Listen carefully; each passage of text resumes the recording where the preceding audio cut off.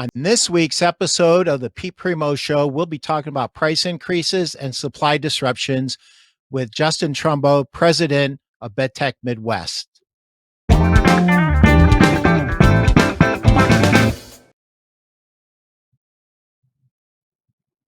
Pete Primeau Show is brought to you by my book, Sell a Million, 101 Tips for Furniture and Mattress Store Owners to Sell Another $1 million in a Year. Justin Trumbo is the owner of BedTech Midwest, and Justin is my boss at BedTech. So that's kind of how we got together.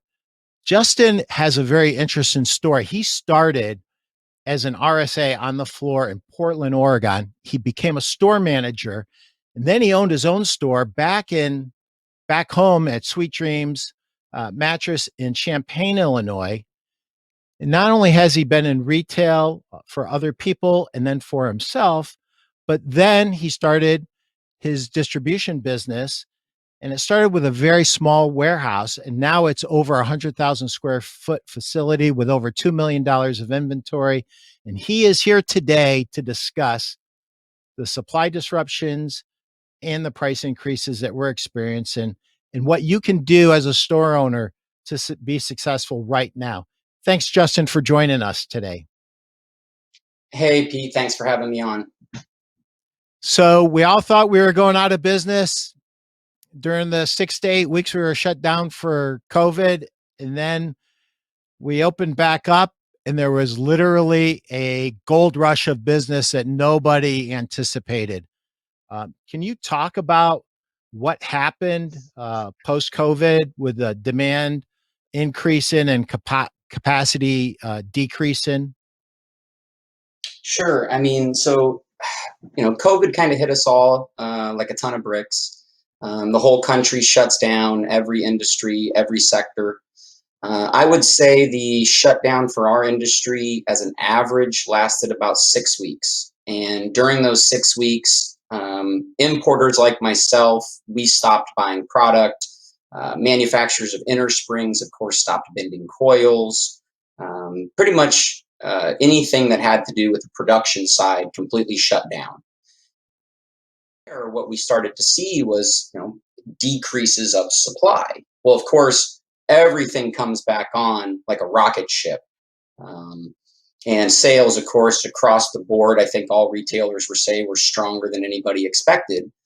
And I think what nobody in the United States really priced in was how much money Americans spent in travel and leisure. And so what I think we saw happen here was the travel and leisure dollars just rotated into retail, and none of the suppliers were ready for it. And so I think most retailers out there, they've already seen it. You're starting to see delays in product. You're starting to see inner spring allocations and foam allocations that are leading from 2-week delays to go up to 6-week delays that are now up to 8-week delays. And you're starting to see price increases, Pete. Yeah, it was shocking how much business we actually did in a very short period of time. And I think it caught everybody by surprise. And you still had workers in factories that were on unemployment, basically, and they didn't want to come back. I've heard all kinds of horror stories from on the supply side, from our foamers to our non-woven guys to our spring guys, that they just couldn't get people to come back to work. So that Right, and on certainly top of impacted it. Go ahead. right on top of the furloughs, sorry, yeah, and on top of the furloughs, I don't think, and I Yeah. learned this even being a supplier, that the same fabric that was used in the medical gowns and masks is the same fabric that's used to wrap a pocketed coil. And so when you saw a lot of these states put in these Yeah. mask mandates and the Yeah. COVID crisis kind of kick off, you had the supply side issue there. Then, of course, now you have the Yeah. floods that came on from the hurricanes in places like Louisiana and down south, and a lot of the TDI production plants were there. And so now you're seeing TDI shortages where people can't get enough of the raw materials to harden the foams. And Yeah. so, of course, we've talked about this before in the past. It's basic economics, right? Supply and demand. When supply outpaces demand, prices fall, and when demand outplaces supply, prices rise. And we're seeing a Yeah. clear case of just supply and demand, where demand is just clearly outpacing the American ability to produce mattresses at this time. Yeah. And when the demand is that high and the quantities are that low, it just makes prices skyrocket. It's Econ 101. Right, right. And then, and then you have the whole import side of it. People like myself, we have lead times, of course, 90 to 120 days to get product in. So even if we Right. don't have the same capacity issues, we still have the delays. And so that 3, 4 months that we just went through with these record sales, no importers can just snap their fingers and magically fill their warehouses back up as much as we'd like to. Can you talk about the first round of tariffs and then the second round of tariffs? And guys, can you pull up the whack-a-mole slide because that's what it reminds me of. Oh, okay. Yeah. So that's interesting. I mean, that started back in 2016, 17. We had the first 25% tariff that the administration, that's a whole other podcast, whether or not you agree with that kind of stuff, put on to China at the time. And then Leggett and Platt, Temper, a lot of the big guys, they did their anti-dumping on China. And at the time, COVID wasn't going on. So, of course, the whack a mole game was easy, right? US government comes in with the mallet, smacks China on the head.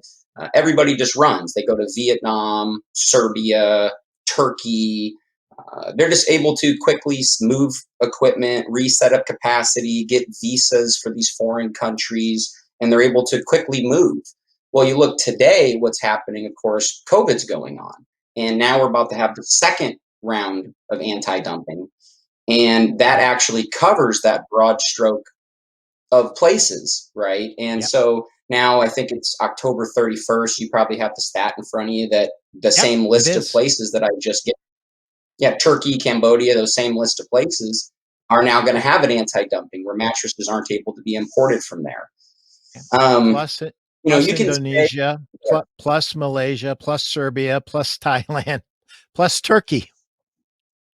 right, and you can say whatever you want about imports. That's a whole nother podcast that you can do. I think everybody can agree on two things. Imports, they keep prices low and they add to supply, right? And so, could you think of the last 4 months of business if people like myself and other importers wouldn't have had mattresses to fill the void? So, what's going to happen here at the end of October is 14 million mattresses a year are going to come out of the US market, at least temporarily. And Right. now, within that's where you get the whole whack a mole thing, Pete, is Yeah. these countries that they're moving to, it's going to be harder this time. Let's say you want to move a factory from Turkey to Laos. Well, you still have to move the equipment, you still have to get the visas, you still have to get your workers in. Well, with COVID, a lot of countries aren't letting people get these visas. And so these factories are taking longer to set up than they did the first time and are going to Right. cost a lot more to set up, frankly. And you're seeing a lot of people even just pivot to the US, trying to get away from the fact of this constant whack a mole game that we're talking about. But if we're already seeing supply shortages on the US side, and then we have 14 million mattresses a year come out from the import side, my question is, who in the US has the capacity to make those extra 14 million mattresses a year, Pete? Yeah. And I certainly have no answers for you there. Let me ask you a question. Well, before I ask you the question, I just want to make this statement.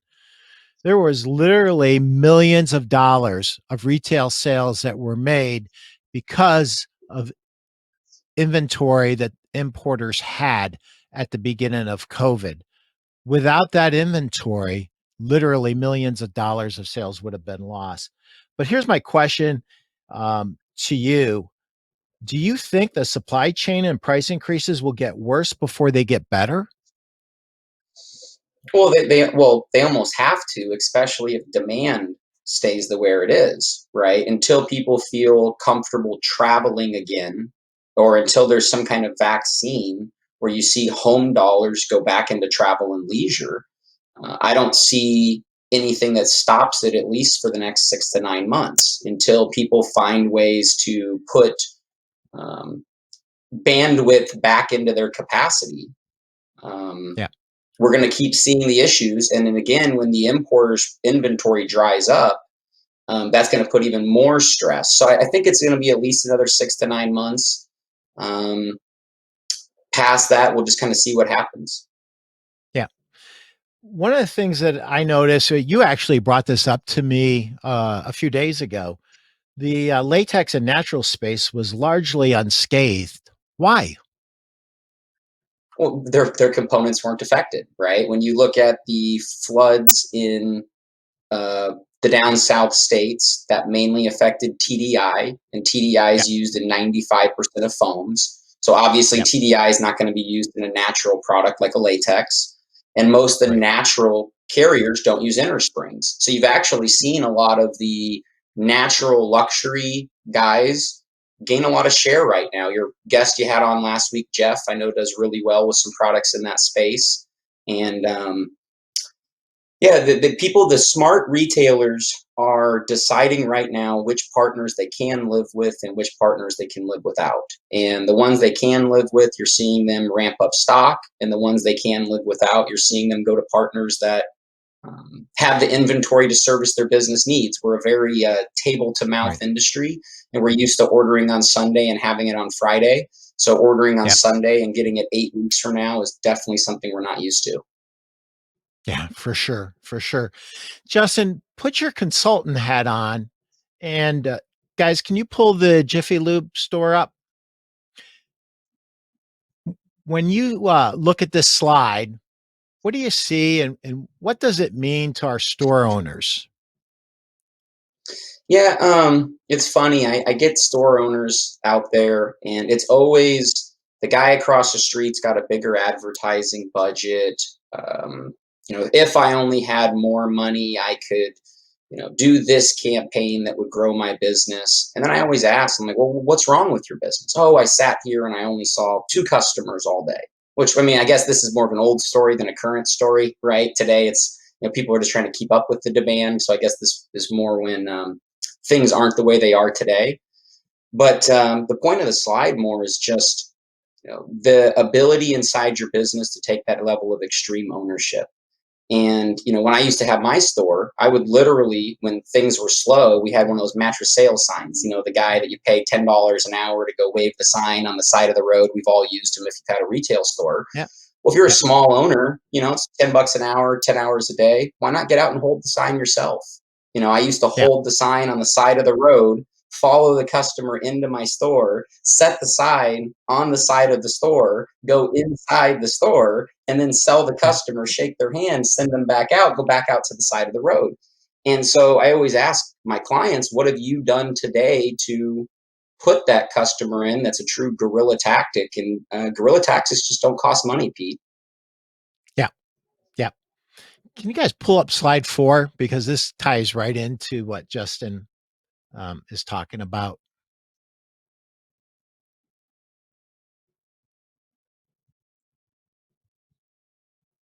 There's your guy. Oh, Jocko. Yeah, I mean, Yeah. Jocko Willick, he wrote a great book called Extreme Ownership. He was the platoon leader for American Sniper. A lot of you guys have seen the movie. And he just talks about taking those Marine tactics into your business and that level of ownership that every entrepreneur really should take. And a lot of the times you'll see people look to point the finger, but you were part of that situation. So what he talks about is what could you have done differently in your business to take that level of ownership to affect change in your business versus blaming others. That's awesome. That's awesome. Um, we're going to take a little bit of a commercial break because Sell a Million is sponsoring our podcast. And so I'm going to read chapter 59, which is a very short chapter. And then Justin, I want to get your take on this. So it's called surprise and delight your customers. Any day, at any time, you have the power to surprise and delight a customer. Remember to do it and do it often. Get a reputation for giving something away, a product or a discount when you don't have to. It's cheap marketing. It doesn't have to be a product or uh, or a discount. It could be Jeff and Ben's delivery guys at Gardner's delivering a cake pop on delivery, something extra that the customer doesn't know they're going to get.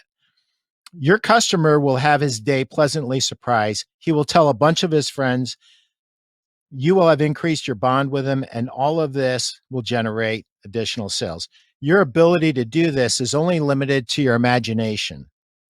For years, I have taught and at times begged my retailers to call customers after their delivery to make sure they are happy with their purchase and the service they have received. A simple phone call goes a long way. Remember, it's all about making your customers feel appreciated and valued.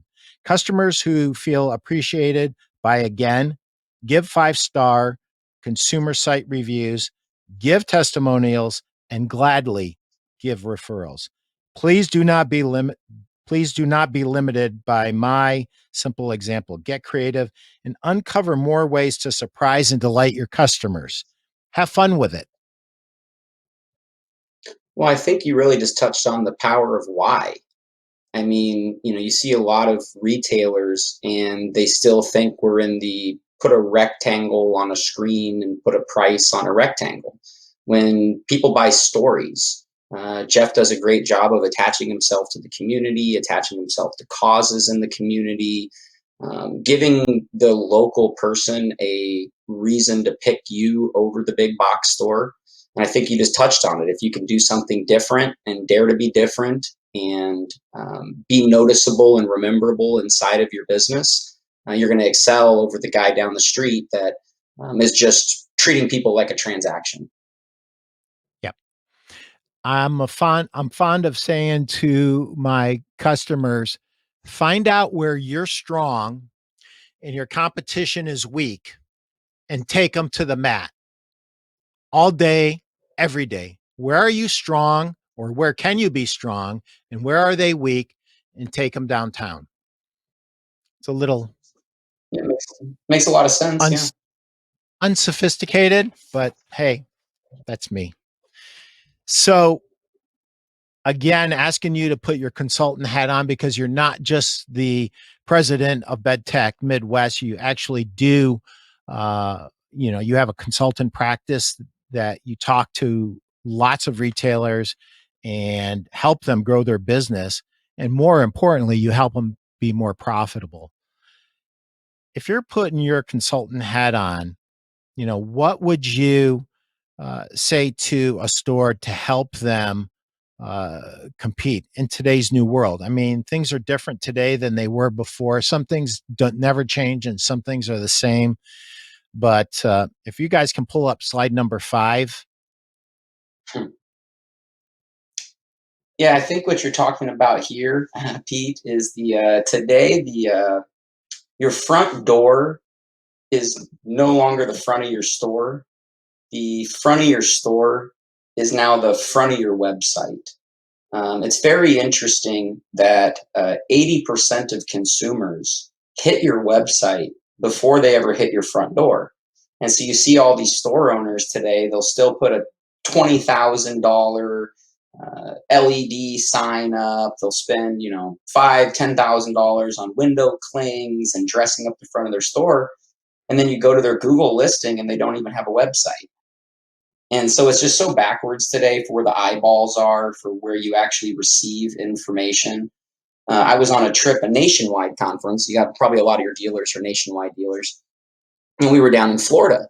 This was 4 years ago. And there was a guy by the name of Harry, he has a firm out of Chicago. He was giving a conference. And at the time, I think that me and my clients were so far ahead of the 8 ball. And he had this presentation that he did. Are you marketing where the consumer's eyeballs are? Right. And I'm like, yes, this is going to be great. It's going to prove my point. And it showed the traditional furniture marketing mix. And as you know, the Yeah. furniture marketing mix is, 25% television, 25% radio, 25% print, and there's like this little sliver, like 5% for digital.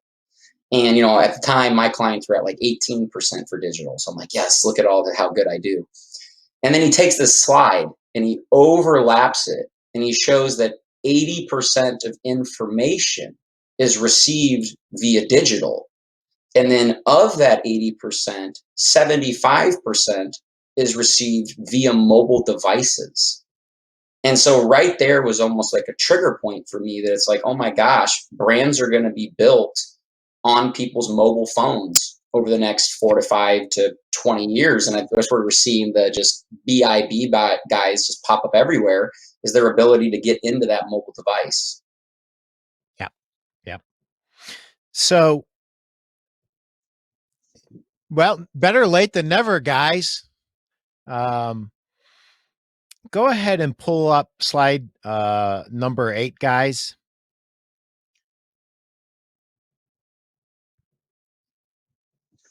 Merchandising and display who you want to be. That was your recommendation number 2. Yeah, I always tell people, and that's probably where the slide comes from, if you build it, they will come, right? How you merchandise your store is who you are. I go into a lot of these retailers, and what I see is just so much duplication of SKUs. You walk in, and there's 5 choices at 6.99, 5 choices at 7.99, and so you go in this store, and if you're a customer, you think, "Wow, beds are between $300 and 9.99, and I got 40 choices below 9.99." And then you talk to that same retailer, he's like, "I can never sell anything above $1,000." It's like, well, you don't have anything on your floor above $1,000. It's the old rule: if you don't show it, you can't sell it, right, Pete? And so, you think of these car guys; they do a great job of having a broad assortment of vehicles and a broad assortment of price points to appease to every customer. And somehow in our industry, we don't make that transition. And so I think people need to realize that having a clear linear step up that goes from low to high, that offers a segment of each of the specialty categories that our industry has to offer, is very important. And again, I think your last week's guest would probably be able to give better advice than me in that area.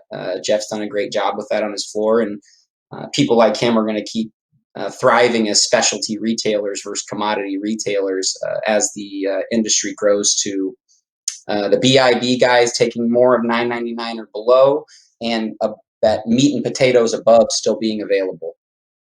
Yep. Yep. So I had a dealer. He had 4 vendors. Every vendor had a triple choice at 4.99. Every vendor had a choice, triple choice at 5.99. Same thing at 6.99. Couldn't begin to understand why he wasn't selling more product above $1,000. Now, he barely offered any product above $1,000. And when you overlap product, you create confusion in the customer. And that confusion with the customer is why customers walk out of stores without buying.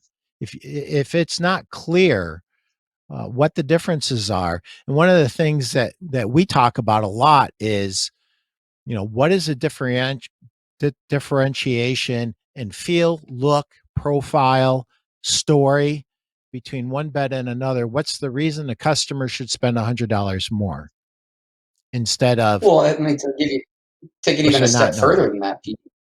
Well, yeah, take it a Sure. step further than that. I mean, if you got a bed on your floor that's 6.99 and a bed on your floor that's 16.99, and the only answer you can give the customer is it's $1,000 more, you're never going to get that $1,000. So the industry is all about showing value, understanding why the customer is going to step up throughout your floor, but then also offering a product selection that gives the customer the ability to step up. So that's where the if they build it, they'll come comes from.